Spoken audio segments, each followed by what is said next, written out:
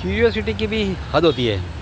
कल बैठ के मैंने एक सोचा, लोग बोलते हैं कि सूर्य गर्म है, सूर्य 5000 डिग्री सेल्सियस वाला टेम्परेचर वाला आग का गोला है, ऐसा बोलते हैं। वहाँ से आग आग उगलती है, यहाँ से वहाँ से अग्नि आती है, ऐसा लोग बोलते हैं। अभी मैं सिंपल आपको एक क्वेश्चन पूछूं कि जब फ्लाइट करते हैं, हम जब हवा में प्लेन में बैठते हैं, कुछ 20,000 30,000 स्क्वायर फुट पर हम चलते हैं, वहाँ देखते हैं कि हवा बाहर का वातावरण वो लोग बताते हैं कि -47 फ़ारेनहाइट है, -35 है, माइनस ऐसा माइनस में कहीं भी जाओ आप, यहाँ से अमेरिका जाओ, यहाँ से पाकिस्तान जाओ, यहाँ से दुबई जाओ, यहाँ से फिनलैंड जाओ, सिंगापुर जाओ, ऑस्ट्रेलिया जाओ, मतलब आकाश में कहीं भी चले तो जैसे ही एयरप्लेन 1000 फुट के ऊपर चला, वहाँ आपको माइनस में टेम्परेचर मिलता है।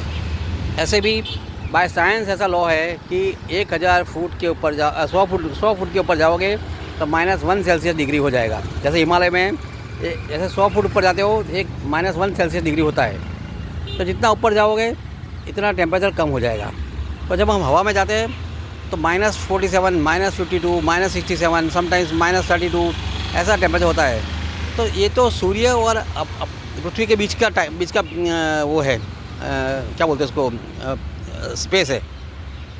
तो वहाँ तो गर्म ज़्यादा होना चाहिए, तो वहाँ क्यों ठंडा है? आज तक मेरी समझ में नहीं आया कि ऊपर जाने से ठंडा क्यों होता है। अगर ठंडा होता है तो सूर्य तक पहुँचने में कितना ठंडा होगा, और सूर्य गर्म करता है तो पृथ्वी को गर्म करता है, बीच में क्यों गर्म नहीं करता है? ये भी समझने वाली बात है। सिंपल उसका रीज़न ये है कि सूर्य के रेज़ है वो गर्म नहीं है, वो किसी भी सपाटी से टकरा के रिफ्लेक्ट होते हैं, तब गर्मी पैदा होती है, समझे? जैसे पृथ्वी के कोई भी आयनोस्फीयर लेयर पे वो उसका हुआ, या कोई भी पार्टिकल से वो संपर्क में आए, हवा के पार्टिकल में, पॉल्यूशन के पार्टिकल में, किसी भी पार्टिकल के कॉन्टेक्स्ट में आने के बाद सूर्य की गर्मी बढ़ती है। सूर्य का गोला गर्म नहीं है, ऊपर आकाश में गर्मी नहीं है।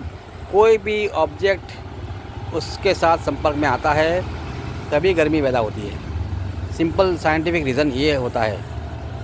मैं गलत भी हो सकता हूँ, अगर आपके पास नॉलेज है तो मुझे बताइएगा, और नहीं है तो मेरे से एग्री हो जाइएगा। Thank you.